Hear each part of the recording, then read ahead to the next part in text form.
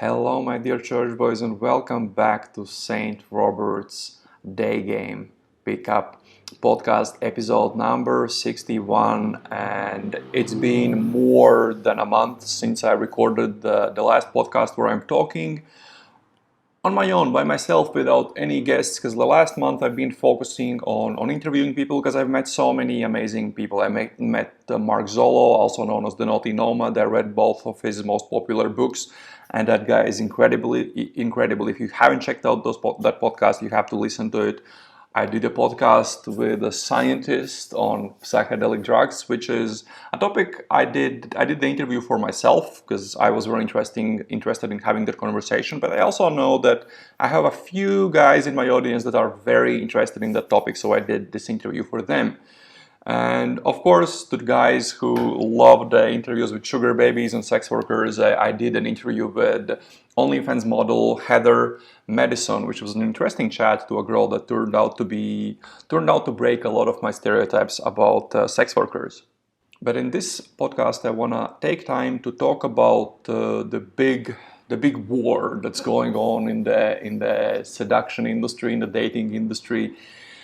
It's the two sides of this big war of structured game versus natural game, and what is better. Should you learn lines? Should you just go out and do copy paste lines, or should you just be a cool guy, just relax and build this amazing lifestyle? Should you be a natural?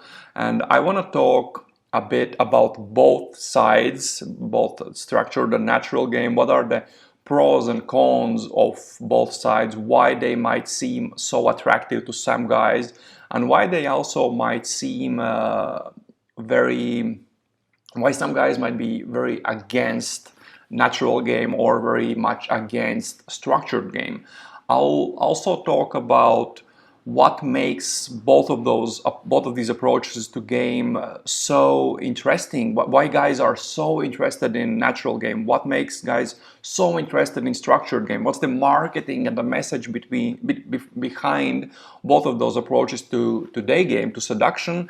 And also, what's the reality? Because I've met so many day gamers from all over the world, and I've met guys who game using the natural approach. I've met very structured guys, and as you might understand, if I've met many guys, I've seen their results, and I've seen who has really good results, who has better results, structured guys or natural guys. But I also want to talk about the long term of game.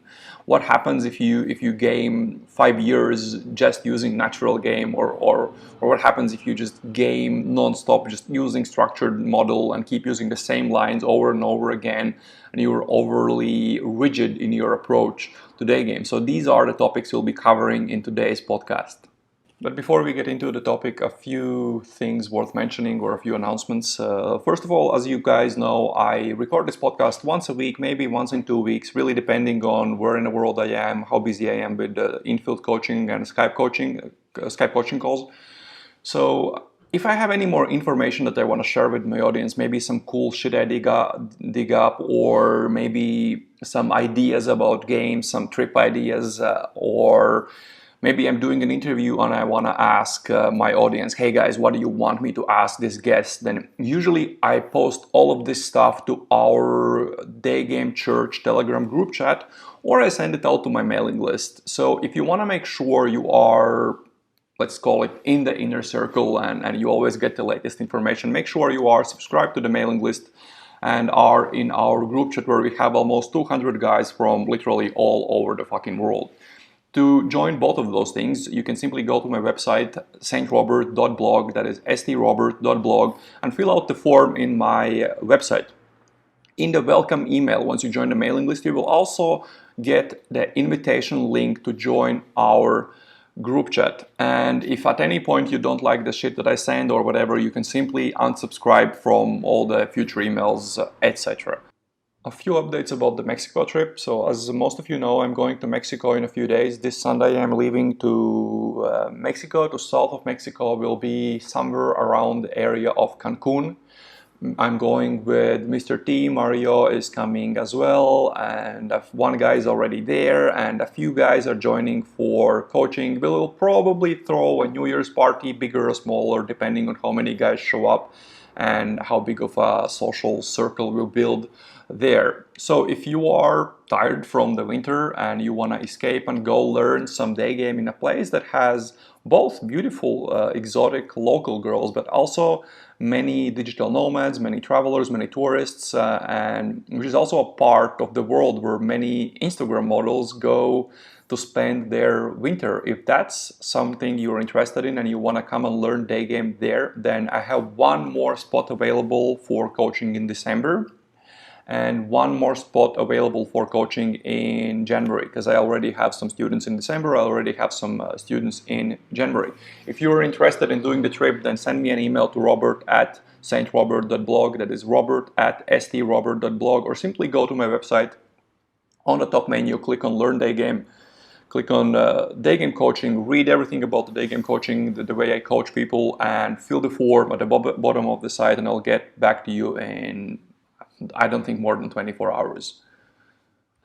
And the last thing before we get into the podcast, a little hint, is after I'm done with Mexico, well, I cannot go from Europe to Mexico, but from Europe to USA. The USA wouldn't let me in because of COVID restrictions, but after I've spent a few weeks or a few months in Mexico, I can easily go to the US. So I don't have the dates yet, I don't even have a month yet, but I'm thinking about going to the US. It depends on which cities I'll have students in and which places I want to visit. So if you're from USA and you want to do some coaching in USA, then send me an email with information about which city you're in, what are you interested in, what's your day game story, etc. And I'll, depending on how many guys send me emails and which parts of the US those guys are in, I'll plan my trip to the US in the early 2021. And now let's get to the conversation. Let's start talking about natural game versus structured game, or rather the way I view it, natural game and structured game, because in my opinion, as you'll see by the end, I see these things, both of these things go hand in hand. The question is, how do you approach it? So what are the mindsets of both of these approaches to game? The mindset of natural game versus the mindset of structured game. And I'm not saying this is how everyone views a natural game and how everyone views a structured game. It's just a general view of these concepts in the dating industry. Let's start with natural mindset. Natural mindset. So if you see someone who's a natural, you probably imagine someone who is a cool, high-value guy who's very charismatic, has an interesting lifestyle, is cool with people in general. He has very good social skills, and girls wanna date him. Maybe he's naturally really, really good with girls. Girls are drawn to this guy. Whereas if you think about a guy with a structured day gamer, a structured gamer, a guy with a very structured approach, structured mindset about game, you imagine someone who uses a lot of lines in game. He knows what openers work the best. He knows what exactly is the type of stop that works the best. So he repeats those lines over and over again. He uses mostly the same conversation, the same structure for the conversations he's having with girls. When he takes a girl on a date, it's very often a copy-paste date. He goes to the same venue, sits at the same table, orders the same drinks, and talks about the same topics, asks the same 5 questions in the 5-question game. He knows the best lines to say when a girl says, "Oh, this is so fast, I don't know whether I should come home with you." He learned it all from zero, and he learned it all with one goal. That goal is to get laid with younger, hotter girls. And if you think about these personas that we just created, this natural guy who's so charismatic and so good with everyone, with people, with girls, has this interesting lifestyle, the persona of a guy who has spent a lot of time, a lot of energy learning exactly what to say, how to touch a girl, and what exact questions to ask, and the best agree and amplify lines to say when a girl tests you or says something you don't like. Well, if you think about them, these two personas, then which sounds better for the average guy? Does the average guy want to see himself as someone who's naturally good and charismatic, or does an average guy want to see someone who has had to do a lot of work to learn a very structured approach to day game? And naturally, most guys don't wanna go around, like, let's say they sleep with the girl, and then they tell the girl, oh listen, yeah, actually I used all the lines, and this is all like a structured thing, or I used all these lines, I used like pickup lines, and I take you to this venue because it's really good lighting and music, and I've done this like many times. A girl will naturally feel used, and if you tell this to your guy friends that you do this in a very structured way, some of those guy friends might not like it. A lot of them will still actually respect it, especially guys who are getting laid a lot. They will respect it. Whereas if you just sleep with a girl and you sleep with her a few times, and she realizes you have this interesting lifestyle, and she realizes you have a really good game, and you know which venues are the best, and you know what topics to talk about on the dates, but at the same time she knows that you didn't use all the copy paste stuff, and you actually have an interesting life, and you're just really, really good with people, really good with girls, and even though you know what exactly you can, she feels that you know exactly where you are in the conversation, where you are in the date. You are very good at knowing what the next part of the date is and how to proceed to get laid with her. Girls understand that you have game. I've had many girls say after the date, they've just said, dude, like, I've never done this, but you have sick game. And if you think about telling a girl that, or letting a girl know that you have game, but it's not structured, it's not copy paste lines, it's just who you are.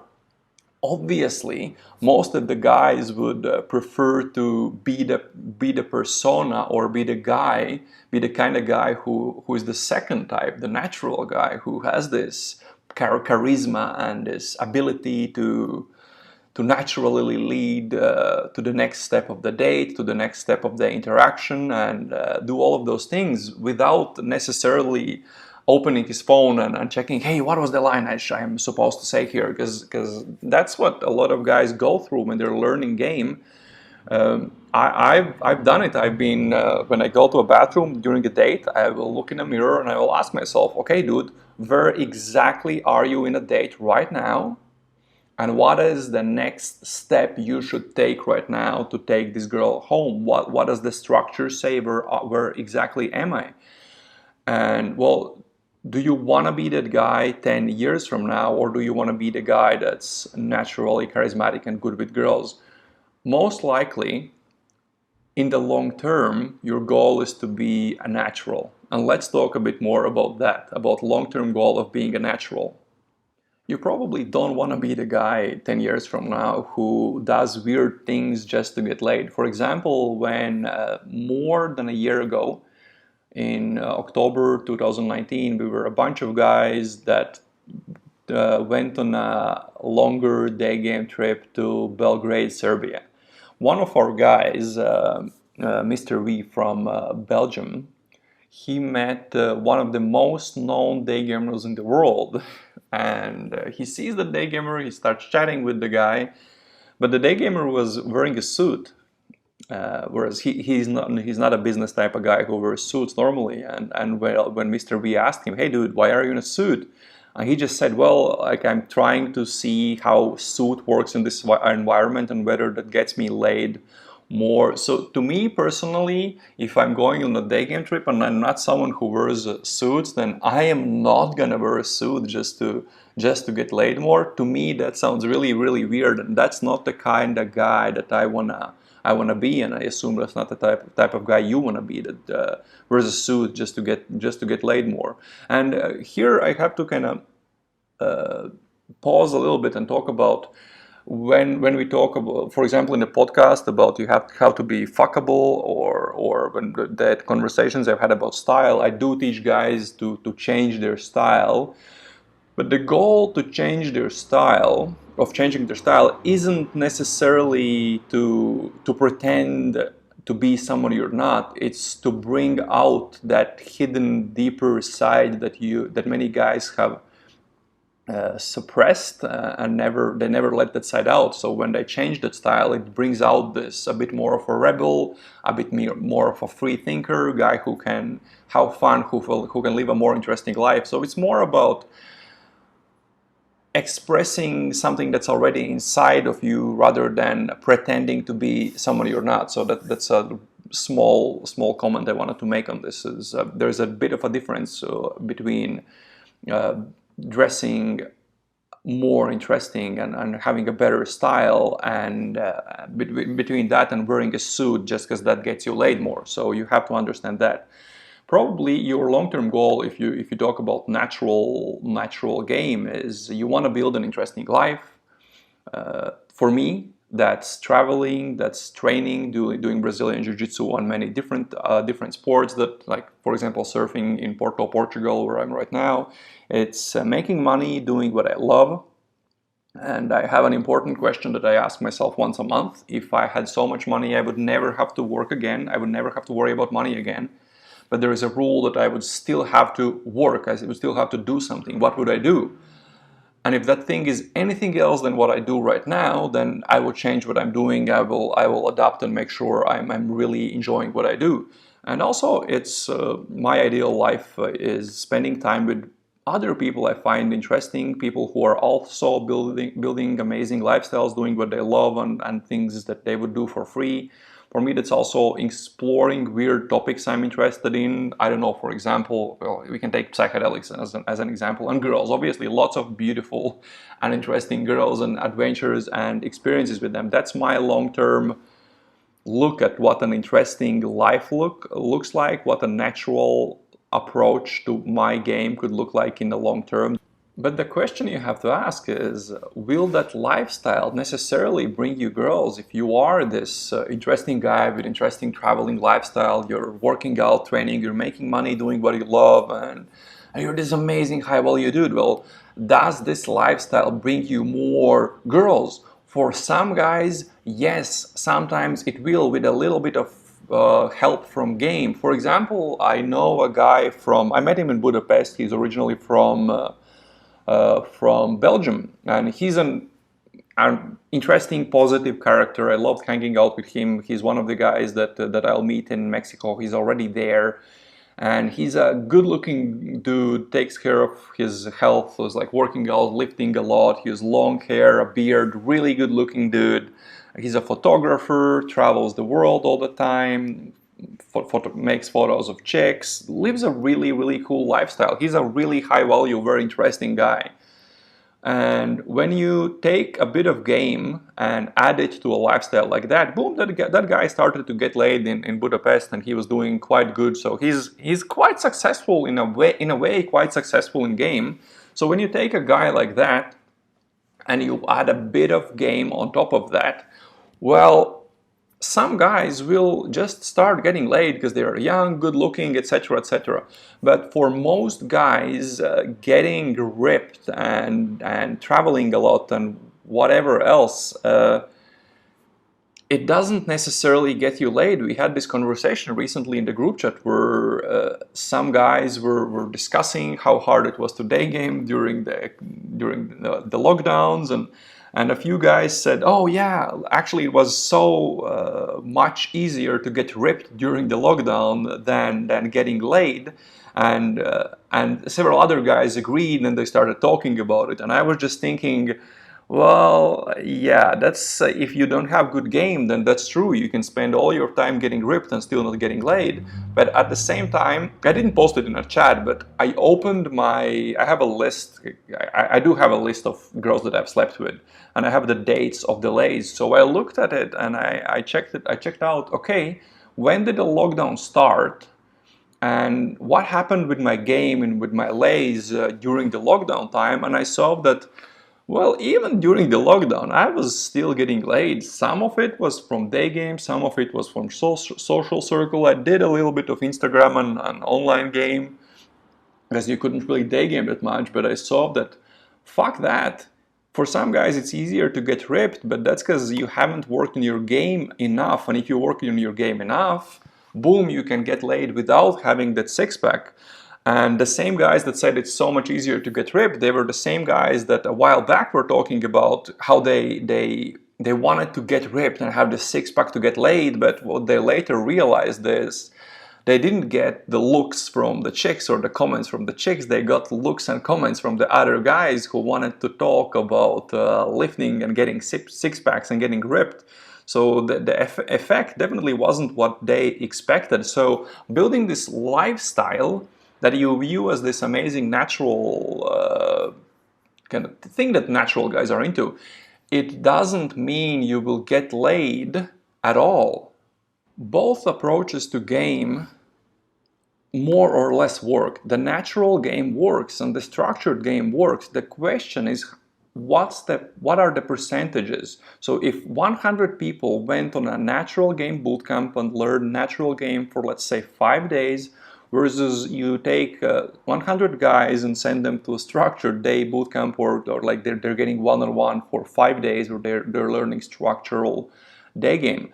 How many of the 100 guys in each of those bootcamps would be successful with girls afterwards, and not just during those 5 days, but also when they go back home? Who would be more successful, the natural guys or the structured guys? And even though this question seems very hard to answer, hard to prove, I actually can answer this question because I've been traveling around for more than a year now, and I've been coaching Daygame for more than 2 years, around 2.5 years now. So I've met guys in very different parts of the world. I've met guys from all over the world, guys from very different backgrounds and very different opinions about Daygame. So, and whenever I meet someone, they have their beliefs about what good game is. Is it natural? Is it structured? Is it this coach? Is it this company? Everyone believes in some approach to game, and everyone is a fan of some coach. So I've seen very different guys with very different beliefs. And at the same time, I've seen their results. So I've seen results of guys that believe in one company. I've seen the guys that believe in another company, in natural game, in structured game.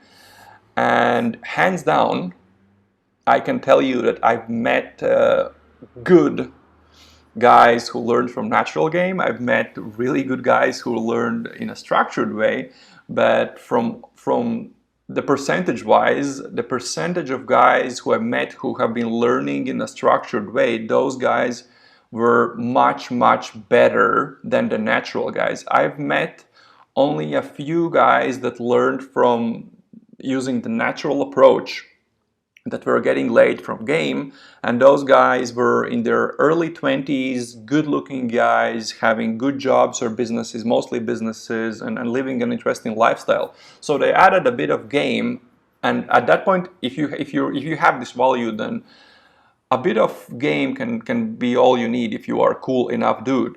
Whereas I've met so many guys that have learned from structured approaches, from structured models of Daygame that are pretty good with girls, and some of the worst, and here we're talking about guys that are actually taking action. If they're fans of structured game but they're not really going out, then well, fuck that. But some of the guys that are taking action and have pretty bad results for structured approach to game, they're still better than most of the guys who are taking action but have a natural approach to game. So the worst structured guys who are taking action are usually better than above average natural guys that I've met. At least above average, I mean, given how much work they're putting in. So when we're talking about guys learning game now, we're looking at a short-term picture. Then the best approach that I've seen, that I've witnessed, the best approach definitely is learning game in a structured way. But here you have to be very careful, because remember what we spoke about before. In long term, you don't want to be this structured, rigid guy 10 years from now. You actually want to become a natural 10 years from now. So it is a big risk that we will talk about a little bit later, the risks of being really, really good at structured game and never dropping the model, never becoming a natural, but that's a bit later. Now let's look at the community and the kind of the movement behind natural game and the movement and community in the world of structured day game. If you look at guys who are fans of natural game and watch a lot of videos on YouTube about it, and I don't know, read books or whatever on this topic, get coaching, get natural game coaching. So the things you'll see they talk a lot and they do a lot is they go to growth houses. Growth houses are it's a cool idea if you do it in the right way, but I've yet to see a growth house done in a way that actually raises really good guys with really good games. So the idea is you get a bunch of guys together, both each of those guys is bringing something to the house. Maybe one is good at dancing and can get you into like a local dancing scene. Someone else is good at rope bondage. Someone else is good at or decent at day game, or someone is good at meditation, and they can go and hang out together and they try to do some stuff and help each other. So they go to things like growth houses. They do a lot of meditation and theta healing and whatever all of that stuff is. They are into spirituality. They're talking a lot about lifestyle design and all of these things. Yeah. It all sounds nice. It's a bunch of guys hanging out and doing all of those things, yeah. So it's like a bonding experience where guys help each other and they're all growing. They get this sense of growth. They get the feeling they're evolving and growing. Whereas if you look at the movements behind structured day game, it's very different. At least in my following, I can talk about guys that we have in a group chat. I can talk the guys that follow my content, that I know, the guys I've met. Here, we don't really do growth houses. We don't really do meditation, spirituality, or lifestyle design, or any of that stuff. We do day game trips, and a lot of day gamers, when they travel, they meet other day gamers, but it's all about day game trips. It's a lot about meetups. There's in each city there's probably a small day game community. I used to run the day game community in Riga. Well, we did regular meetups where just day gamers would meet up and talk about stuff. But the thing that is in the good communities and meetups, and that's certainly what we were doing in Riga, and that's certainly what we're doing with day game trips. It's the guys who don't take action are filtered out very fast. Movements behind structured game are all based on action. If you take action, if you're learning, amazing, you're welcome to hang out with us, but those guys will not be happy in that environment if there's someone who doesn't take any action at all. Okay, some guys are scared, they have approach anxiety, that's okay, but work to overcome it. And if you work to overcome it, if you take the actions necessary, you'll be welcome in those meetups, you'll be welcome in those day game trips. So that's the difference in the movements behind the natural game, where it's a lot of meditation, spirituality, and lifestyle design and hanging out with other cool dudes. Whereas in the structured game, it's okay, now we're going to take action. We're not that perfect in game. We have a lot to learn, and we're here because this is called game. Yeah, we're here for day game, we're here for dating, for seduction. So that's our number one focus. That's the first thing we will do. And now let's talk about the coaching side of natural game and the coaching side of structured game. I am obviously, as I assume everyone knows, I coach in a very structured manner. I'll explain later in this podcast why I've chosen to do that. But I also have met several guys that coach natural game. I've met quite many guys that coach they say they coach natural game, but that's kind of questionable as well. So natural game from the coaching perspective. There are several things they do. Well, at least that I witnessed. I'm not saying this is in every company. I'm not saying this is with every coach. This is from the coaches I've met, from the people I've met, from the people I've even worked with. So one thing a lot of them do is they say it's natural game, but it's actually not. They still give the typical openers. They still give you like a copy paste opener to use, and some copy paste ways to get the conversation going. The copy paste ways to go for the number. They will still teach you structured approach to conversation. So the natural game is the big flag, but there are still a lot of techniques being taught. The difference is, since they don't really have that deep understanding of a structure, they can't really give that good openers and tips for structured conversation. But they're still trying to do that. So that's a sketchy thing to do. If you say it's natural, then it's natural. If you say it's structured, it's structured. So that's one thing I don't really appreciate. Another thing is, but by the way, yeah, I'm not against it. I mean, it's structure. If it works better, then boom, then just don't wave the natural flag. And the next thing is giving students crazy tasks. Like I know companies that make their students do 50 opens in a day, and so basically spam approaching. And they do that. At the same time, they work with the students in very different environments. They send the students out during the day, and then they'll go out with the students in the evening to the bars, which is a completely different environment, completely different things work. But I also know that some of those students at the same time are doing online dating, which I don't. It should be discouraged whenever someone is taking any type of coaching. You shouldn't do any online dating. You shouldn't even probably see your regulars. You should just be focusing on meeting new girls on the streets. So why do you make your students do 50 opens a day? Even if you spam approach 50 opens a day and you learn something, you learn some ways to start a conversation, some few small skills to get the conversation going. Well, there is a higher chance that you will actually meet one girl that's willing to fuck you. Is she the hottest girl in the world? Well, I don't know. But the more sets you do, the higher the chance of you getting laid. And always in game there is the factors of skill and luck, and the more sets you do, the more the luck factor plays in. So even everyone gets lucky once in a while, but the more sets you do, the higher the chance of you getting lucky. And especially if you put guys in an environment where getting like fucking drunk chicks in some parties or whatever, well, it's a much different and much easier environment to get laid. So if you get someone who you're coaching and you teach them some skills and you put them in an environment like that, boom, they'll probably get, more of those guys will probably get laid. Especially if you party as a group, if you have this group great vibe, you get a table for yourself, so there's a bit of social proof.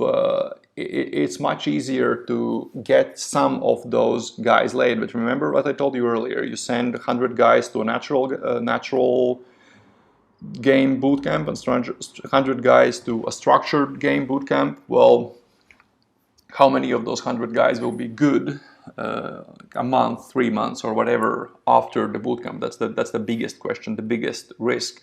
And when you make students do so many opens in a day, so there are several big cons. One is, of course, as I said, the factor of luck. You aren't actually learning that much of game, where you're actually just getting lucky with the bits of game that you do learn. And the second thing is, if a student doesn't get those results and he sees someone else gets results, yeah? Usually a lot of natural game companies, they work with bootcamps with more than, like I work with one-on-ones or I work with 2 students at the same time, but no more than that. Whereas in natural game companies, you see them work with guys in groups, and they'll have assistant coaches, which is again a questionable topic of how experienced and good they actually are. I've seen some horrible assistant coaches who can get laid themselves, but the companies doesn't really care about that sometimes. So if you are in a group with other guys, let's say you're like 10 guys, 5 coaches, whatever, and everyone was supposed to do 50 opens in a day, and some guys did it and you didn't do it. And some guys got laid. You see this guy getting laid, and you're thinking to yourself, oh, I didn't do my job. It was my mistake that I didn't get laid. So one of good reasons to make students do so many opens is it's very easy to tell them, well, you didn't do the work, you didn't do the opens, that's why you didn't get laid. So you're kind of, the coach is very, for the coach it's very easy to blame the student, or to make the student to feel bad about not getting laid. And maybe the coach isn't doing it intentionally, because he has seen that guys that do those 50 opens and then go to a bar and then they do actually get laid, and the coach might think, well, the student didn't do 50 opens, that's why he didn't get laid in these 5 days. Whereas if the student was learning a structured game, and at least if not even, doesn't matter structured, not structured, but if he was doing quality game for 20 opens a day, it's much more valuable, because even though you do less sets long term, you actually learn a lot during those sets. So the higher requirements for the student, the more the student will feel that he himself didn't do the job and it's his mistake. It isn't the company's mistake, it isn't coach's mistake, it isn't the approach's mistake. And that's one of the also things that's weird about natural game coaching. And the last thing I want to say I don't like about this approach to coaching a game is if it's in groups, if it's more than 1 or 2 people, and you have this vibe of that you're hanging out, you're going out, you're having this great time. It's maybe in a new city, maybe you travel to a new city with guys from all over the world. And when you go on a day game trip for the first time for coaching, you're usually pretty excited because you made this big decision, you pulled the trigger, and it's this high energy, really good vibe. And when the coaching is over and you go back to your own country, that vibe is gone and you don't have that group of guys anymore. So it's very, very hard for a student to day game afterwards, because his good vibe, his results were based on the good vibe, and the good vibe was based on the students around him. And the student goes home, he doesn't have the good vibe. To get back the good vibe, he needs other guys that are going out with him. And he doesn't really necessarily know how to get up, how to improve his vibe, and what to do, how to day game without a good vibe, because good vibe isn't necessarily a requirement to run good sets and good results. If you know what you're doing, you can still get results without having a good vibe. And then when you start getting results, all of a sudden your vibe starts improving. So these are the things that I wanted to talk about, the natural game approach to coaching, and why I'm not really a big fan of it. And again, as I said before, I've met many guys who love this approach to game. I know many guys who have been to growth houses or been coached by natural game coaches, and their results speak for themselves in a negative way. Oh, one more thing. I've met also the coaches that I met. Several of them, I've seen them be crazy obsessed with a hot girl they bet. So having huge one-nights with a girl that maybe lives in a different country, and they keep obsessing about her and being a little bit depressed. And so that's one big red flag. Just as well as I've seen them spend a bit too much time on online dating applications like Tinder or Badoo or many others. So pay attention to these red flags. Again, I have something against online dating, but in most parts of the world, maybe in some parts of the world it's good, but I haven't been to a country where it's actually good. But pay attention to these red flags, and if you see them, then, well, you understand what's going on. And now let's talk about the approach to coaching when it comes to structured day game. A good coach that coaches in a structured manner or coaches structured game, the most of the time spent in the coaching, he will look at the things student is doing, and he will not teach him how to be a cool guy. He will teach him what exactly to do. He will teach a technical part of game.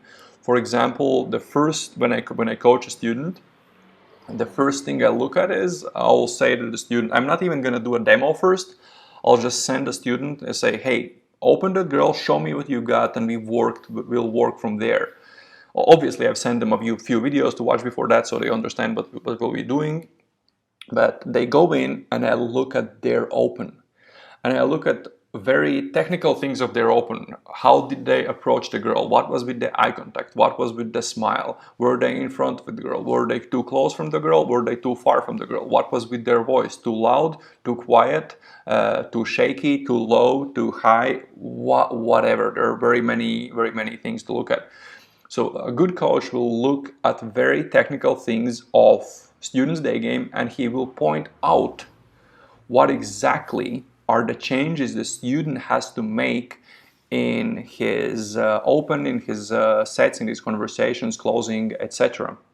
Don't get me wrong, getting someone who coaches structured game doesn't necessarily mean that you will all of a sudden understand everything you need to fix in your sets, because when I was talking about this with James Tusk when we were sitting in London having a coffee, what we spoke about was that there are many guys who are good at understanding the theory of game and being able to explain it, and then there are many guys who are good at a game, even in a structured way, but can't necessarily explain it to others. So there are guys who are good at theory but cannot get good results in game, and there are guys who are really good at game but cannot explain the theory. You have to have both. You have to have both. As a coach, you have to, well, I have to be able to get results in game, and I have to be able to explain what exactly is it that I'm doing, or more importantly, what exactly is it that the student is doing and what he should fix in his approaches. But that's not the only thing that the structured coach should be good at. Also, a structured coach has to, at least that's what I'm looking at when I'm coaching. Every person is learning in a very different way, slower, faster, it needs different approaches. Some students need to take it slow and they need positive reinforcement, whereas other students, I just have to tell them what's going on, what's wrong, and do this, do that, and be very straightforward. So my job is not only to know what the student is doing wrong, but how to work with that student, how to explain it in a way that he will understand. And also maybe my job often is to skip a lot of things my students are doing wrong, because I know those are not the biggest, not the most important mistakes they have to fix. Maybe there is something earlier in the set that has to be fixed. So in a structured setting, or coaching structured day game, it comes down to very specific technical advices. At some points, a student will be going out and doing the same open over and over again. He will have to show me the perfect open. He will have to show me a perfect pre-opener, a perfect open, a perfect stack in a copy-paste line. Lately, what I've started doing is I've started teaching my students to memorize what they're gonna say, starting from the first word they say up until the end of the stack, and I make them memorize the line and repeat the line to me as many times as it's needed for me to make sure they can actually say those words in the right order. And you will see by the end of the podcast why I do that and why that's very, very important. And you see, this approach to coaching is very, very different from just making a guy do 50 opens, give them a little bit of theory, maybe show him some basics, and that's it. This is very, very different. And the last comparison I want to do about natural game and structured game is I want to talk about group chats, because most of you are probably in some group chats. Maybe it's city-related group chats. I know we had a group chat in Riga. Guys have group chats in New York. There are group chats, Daygame group chats from all over the world. And in many cities there are several smaller group chats. Even in small cities like Lisbon, I know there are several group chats where Daygamers chat to each other. In natural game group chats, I'm not saying all of the group chats, it's just the group chats that I know about and the stories I've heard from my students and that I see when they show me those conversations. Those group chats are fairly accepting, like they will accept you in their group chat. You will be there talking about some ideas, talking about experiences. You'll be bonding with other guys on different topics like meditation, on business, and whatever. And regardless of your results and regardless of your actions, the actions you take in learning game, you'll be accepted as part of that group chat, and guys will be friendly to you. They'll chat to you. If you show up in a group chat, we sometimes have this, like there are some guys in a group chat that show up with witty lines and they're like teasing everyone and they're being the funny guy. Well, I know that in many other group chats that works pretty well. That gets you become a part of the group chat pretty soon, but it doesn't normally work in our group chat, because at least in my community, in our Daygame Church group chat, which is on Telegram, if you want, you can join it by signing up to my mailing list on saintrobert.blog, and in the welcome email, you'll simply get a link to join. So there, it's very, very different. Your value there, or your kind of your position in the whatever, let's call it like the hierarchy, is really dependent on your action, on the actions that you're taking and the results you're getting. If you're going out, if you're taking action, if you ask a question, someone better than you answers that question, and you learn and improve, or you don't ask the same question 3 times in a row, amazing, you'll be accepted pretty fast, and people will start taking you as a part of the group chat, part of the community. Especially if you help others, if you're better. Let's say because in our group chat we have like a bit of a hierarchy, because we have almost 200 guys, and a lot of the guys want to share their opinions and their ideas and answer other guys' questions. So simply to understand whose opinions to listen to and whose take with a grain of salt, we've created kind of like a bit of a structure. The guys in the group chat, they get kind of like tags next to their names, like the levels in the hierarchy, where the first level is called Baby Casanova. Any guy who has, well, almost any guy who has at least 8 lays from Daygame, and well, he has to be a part of the group chat for a while, so we know that he's a normal guy and he's not weird and not aggressive towards other people and not trolling and whatever. He'll become a Baby Casanova. Next to his name will be written Baby Casanova. And what does it mean? Well, he knows how to get laid, who is a Casanova, but well, he has only 8 lays, so he's a Baby Casanova. He's like, he knows what he's doing, but well, he has still a lot to learn. And the next level is Deacon. Deacon it comes from a Catholic church. There are different levels of saints, or or servants in Catholic Church. There's deacon, priest, and bishop, I think. So the deacon is the lowest, and deacons are guys who have at least 30 Daygame lays.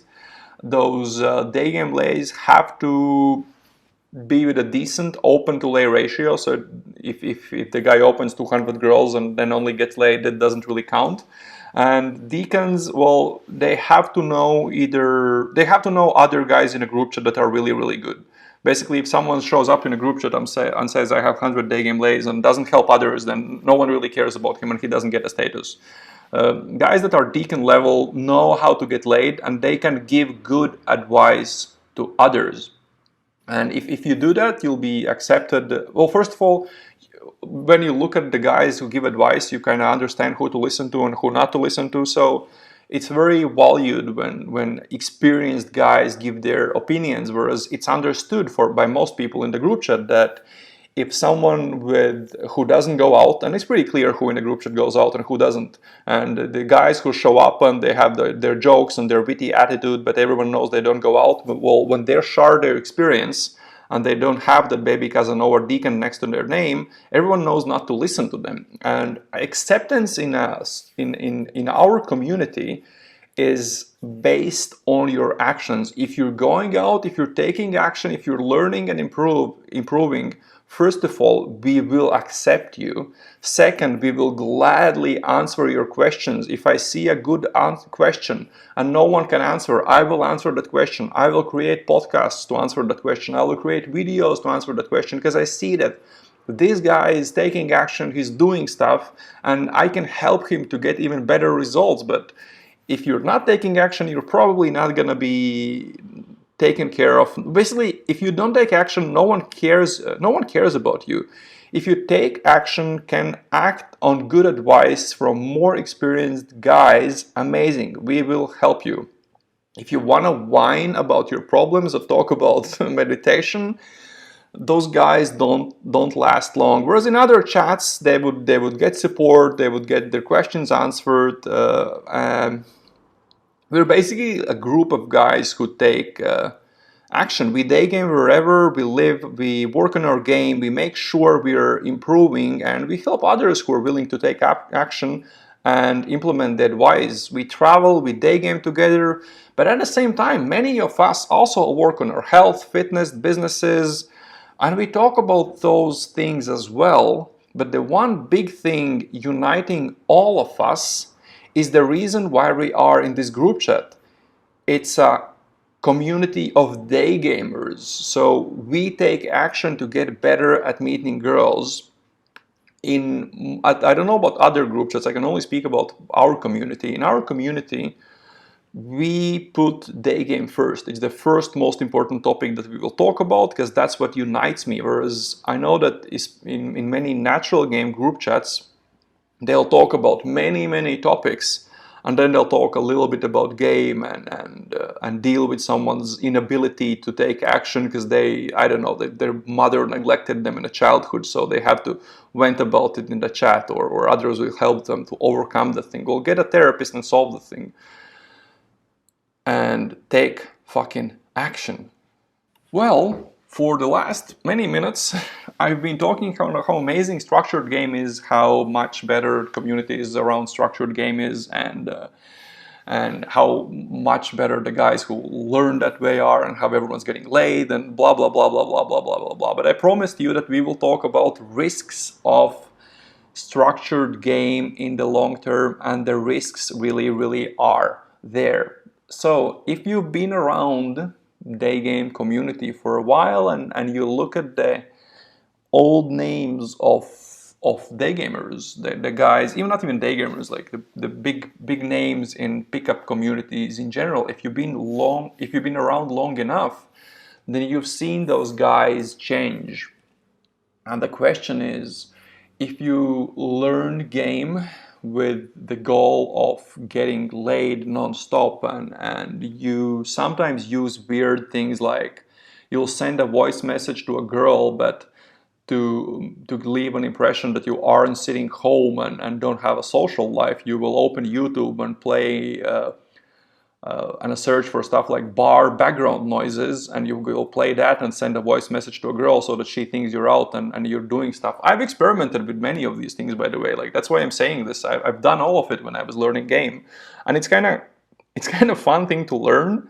Or I've sent I think I have a picture ping where I'm sitting and drinking wine, and it's a picture of a table at a wine shop with several glasses, and it's visible that I'm sitting at a table with two girls, and I send this ping during the day, like 1 p.m., 2 p.m., and I would say, very serious meeting with very serious clients. And I've used that ping, I don't know, with maybe 100 girls, and I did it in a small city of Riga, and now I think, shit, how many occasions have there been when we were two friends next to each other in a small city like that, and one of them got a text, and the other one said, oh, I got that ping like 4 months ago, and it's definitely not from today. So structured game, even though it's the best way to learn, it's not something you want to do for 10 years in a row. You have to understand structure, you have to know how that shit works, but it's not the end goal. You don't want to be the guy who uses who keeps using the same lines for 10 years and travels with a suit just to day game in a suit, or records voice messages with bar background noises from YouTube. I think it's weird. Like, if you do it when you're learning, that's amazing. You should do it to understand how it works while you're building your lifestyle. But 10 years from now, that's probably not the goal. For me, the goal was to learn game, but also build my lifestyle so that I know what works in game, and I've learned it from a lot of trial and error. So to learn what works, but also build an interesting lifestyle so that I wouldn't have to send the same ping to 100 girls over 1.5 years, and so that I would have an interesting stuff to send to girls every day. But it all starts with the structured approach, because you have to learn what exactly are the things that work, and once you know what works, for example, when I work with students, and when I see that by the end of, like, let's say we're doing 5 days of coaching, and like by the end of day 3, maybe after the first session of day 4, I see that they're doing really, really well, and the model just is working, and it's amazing. Or sometimes I do this if on a rare occasion if someone if someone comes for the second to a bootcamp for the second time, this is sometimes you'll work on dropping the lines. So if I see that everyone works in a set, everything works in a set, so what we will start doing is we will start to improvise in some parts of the set. We will start to improvise with the pre-opener. We will start to improvise with the opener and complement. I will help them learn improvise with their stacking, and slowly, step by step, removing all of those things that they learned in a very copy-paste manner, so that they would actually learn to improvise, learn to freestyle, and still would get the same results. It's very similar to, I remember watching years ago, I watched a video course that RSD Tyler created, where he was talking about how he used to have structured game, and then he decided he doesn't want to use those lines anymore, and he started getting rid of them, and how it was hard for them, where he would know that, oh, now I have to tell this story, but he would deliberately not tell the story and come up with stuff. Well, stories like that are very inspiring and they sound very good, but the reality is he spent, and many other guys have spent years learning what exactly works. And then when they know what works, yes, at that point it's kind of easy to drop all the stories and all the stuff. And if you want, you can do that, and you can learn to improvise on very, very many topics. So many guys that say that they kind of switch to being naturals, well, they started as fairly structured gamers. They had structure to most of the things they did, and that's how they learned what worked. And then they learned to drop those structures and just, well, they became naturals. And this is where it, for me, gets really interesting. It actually got very interesting for me when I was working with a student here in Porto, Portugal.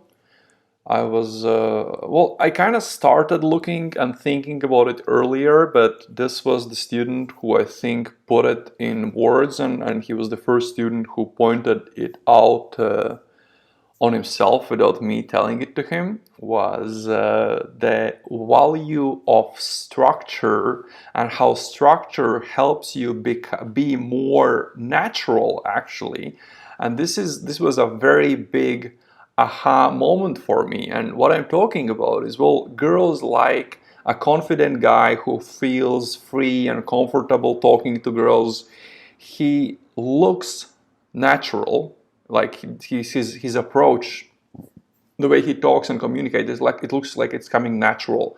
The guy isn't rigid and structured, and he feels comfortable. That's where the natural game comes into play. That's what you want to look like. But it takes a lot of reps, a lot of repetitions to look natural. For your day game stop to look. Imagine a guy who randomly sees a girl on the street, thinks he's beautiful, he's a confident guy, and he doesn't know what day game is, but he just runs up to the girl and he feels free and confident starting conversation with her. That's kind of the vibe you want to create, that you are this confident guy who can talk to girls. But in the beginning, it definitely doesn't look like that. In the beginning, it's this big move you're making, and it's a little bit transparent in some cases. And it takes a lot of reps to look natural. So looking natural is something you learn to do. And I don't mean you learn specific ways to look natural. What I mean is, after you do the open enough times you feel so free doing the open that you just look very free and confident, and like we have a saying, like a duck in the water. You're just in your element doing that. To get there and to have good open, to look good when you open, to make that open really work, you have to fix a lot of things. You have to think about your posture. How's your back? Is your head straight? Are you right in front of her? You have to think about your voice. Is your voice confident? Is it too high? Is it too low? What's with the eye contact? Are you speaking too fast? So a lot of things like that are more important than what exactly you're saying to the girl. But those are the things that make you look natural and free in that environment. And after you do them enough times, you actually start feeling natural in that environment doing that. But it's very hard to learn to come up with things to say, to come up with the right words, and at the same time focus on your voice, posture, eye contact. At the same time, your brain just can't focus on so many new things at the same time. And this is where I had the big aha moment. This is the approach to game that I'm kind of thinking about and I'm a big fan of. I call it the structured natural. Let me explain what I mean by that. If you use a structured approach and use the same open every time you do an open, every time it's copy paste, like the pre-opener, the open, and the stack is the same on every open you do. All of a sudden, that is one thing your brain doesn't have to think about. Once you can repeat that line, copy paste, it's the same every time, and then your brain has a lot more capacity left to focus on things like your voice, posture, etc. This is the number one thing I've seen help my students to get better results. Structure helps you not think about what you have to say, but instead you can focus on the more important things, body language, etc. And it makes you feel much more comfortable and confident in that situation. It makes you look much more natural. And the girls see it. Obviously, you might ask, but well, it's not really natural and blah, blah, blah, because you're still thinking about it. Well, yes, when you're learning a new thing, you will have to think about everything you do. You are learning a new thing. You are consciously incompetent. You see that you're making many mistakes and now you're consciously working on fixing them. But the goal is to learn them so well that after a while, you just don't even know you're doing it. It's on autopilot. It's, about the 4 levels of learning stuff: unconscious incompetence, conscious incompetence, then conscious competence, and then unconscious competence. So that's what we are striving towards. But we start from consciously knowing the mistakes we're making and fixing them. But we don't focus on the words we're saying because we're using the same copy-paste phrase so that our brain has more capacity to focus on body language, voice, etc. And let me tell you how exactly usually that works when I work with a student. And the reason why I'm telling you this, because it's something you can use when you are learning the Daygame or your own. Because as you know, most likely, I tend to give away as much as I can for free when I record my podcasts and some videos. I have no problems from giving away whatever I know and everything that I tell to my students in a scalable way, like a video or a podcast. The infield coaching is for guys that want me to look at exactly what they're doing and give them one-on-one advice. So since I can still help many guys over audio or video format, I have zero problems with giving away everything that I know in this way. So how does it typically look with a Daygame student? When a Daygame student shows up for coaching, we meet in some city, they are excited. And I can see that in the chats, that the messages they send and the questions they have, and it's exciting. It's this big moment. They finally pulled the trigger. Oftentimes we're meeting in a city that's where they don't Daygame normally. Maybe it's a Daygame trip we go on together, or I'm going to their city. It doesn't matter. But it's a great vibe because they are they are excited about it. It's this big thing that's going to change their life, and that's why they have such a great vibe when we meet, because of this excitement. Especially if it's a new city, then you're excited to be in new city, and the better the vibe, the better the opens. Of course, most girls still leave pretty fast in a set, but students, because of their good vibes, they get some numbers. Most of the numbers are flaky. Sometimes they lead somewhere, but it's all based on the good vibes. After a while, excitement wears off. That big excitement that they had because they just pulled the trigger and decided to get coaching and go on a day game trip or whatever. It wears off, and since they don't yet have the game, and now they don't have the good vibe they had from the excitement, girls are walking off again and again, and the opens don't work, and it makes the student feel worse about their game, and then the vibe just gets worse and worse and worse. And actually, even though for students that experience this, it's usually the lowest point in their coaching and they feel like nothing is working, this is actually one of the most important moments, because this is the time when we finally are starting to fix everything step by step. I will look at their open. Usually by the time this happens, their stop is pretty good. We will look at their pre-opener. We will work on their open using the copy-paste line, working on their body language, the voice, and everything else. Results are still pretty bad, but learning the basic lines usually takes a student a day, but oftentimes, even though the students at this point, they're getting some numbers, but sometimes they aren't getting numbers. A student might go out, he might do like 10 sets in 2 hours and get 0 numbers, but usually they start noticing small things they're doing. They stopped way more, like my stop is getting better because they're not walking off. My pre-opener is better because they are taking out their headphones, they're listening to what I actually am saying. They like my compliment, my open, they react very well, they smile, they giggle, they like my stack, they gave me a topic. And student starts to notice that small things are starting to improve in their sets in a very linear fashion, starting from the stops, then the opens, then starting from the stop, then the pre-opener starts to work, the opener starts to work, and the stack is starting to work as they're starting to get topics to talk about from girls. And now something magical starts happen. The more times a student repeats a good stop, pre-opener, opener, and the more the girl stops, the more opens start turning into numbers, and students start feeling more confident. They can do the lines on autopilot, and they can focus on their physical like posture, etc. And very fast students start noticing their mistakes on their own. I wasn't completely in front of her, I was speaking too fast, my voice was too weak. Because they don't have to think about what they're saying, they can start noticing things. The better they can copy, paste, repeat everything from the stop to the stack, the better results they start getting, and magically, the better their vibe becomes.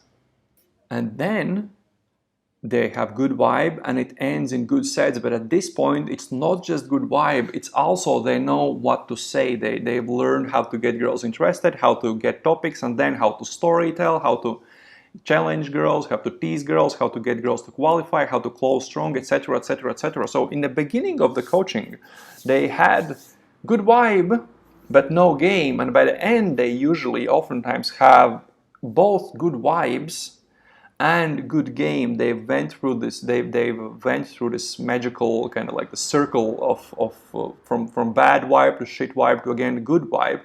And what's important is, if their vibe is shit again someday for whatever reason, they can get it back up to a very good vibe fast because they've learned what exactly works for them.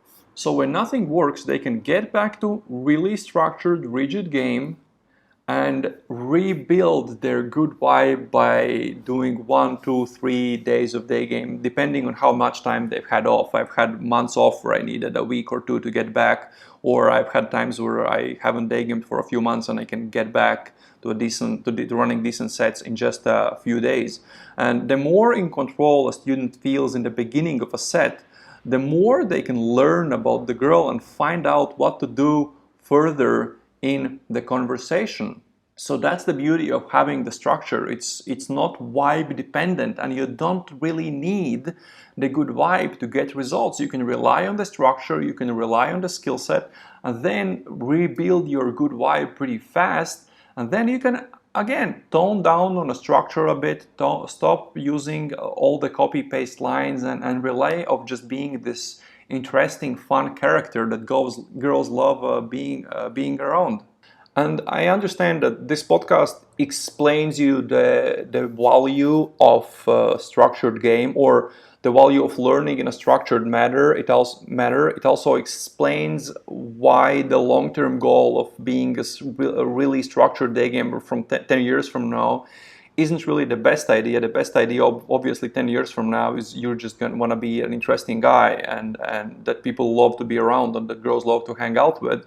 And the best way to get there is by using structured game. But I haven't really explained what exactly is a good stop, what exactly is a good pre-opener, what exactly is a good open, and what are the rules of really, really good stacks. And even though there is a lot of content on the topic, there are books like Tom Torero's Street Hustle is an amazing book that explains stop, pre-opener, your open, your stacking. It explains all of those things, but I feel that those topics can be covered so much more in depth. And when I talk with my students about what are the rules for a good stop, and they're a little bit different if you open in a city like Prague or in a city like New York City. Those stops that will work in Prague will not work in New York City, but the stops that works in New York will work in Prague.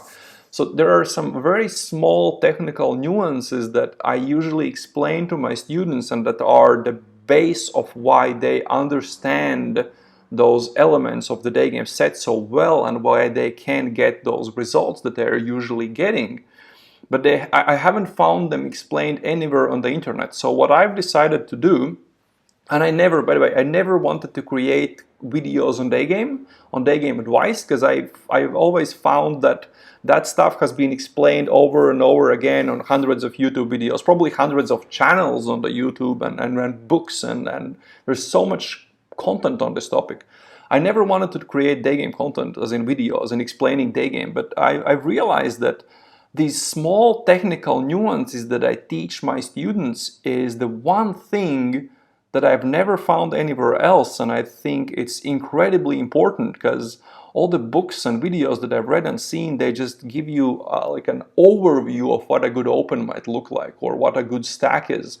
So what I've decided to do is I will create a YouTube series explaining what exactly I teach my students to do in the first 2 minutes of the set. What is the copy-paste beginning of a set, so you can learn in a very, very structured manner on your own. So I will put up that YouTube series in the upcoming weeks. I'm going to Mexico this Sunday, so I will probably record the video series over the next 1 to 2 weeks. It will probably take me at least a week to edit them and upload them, but probably most likely by the new year of 2021, that video series will be up on my YouTube channel.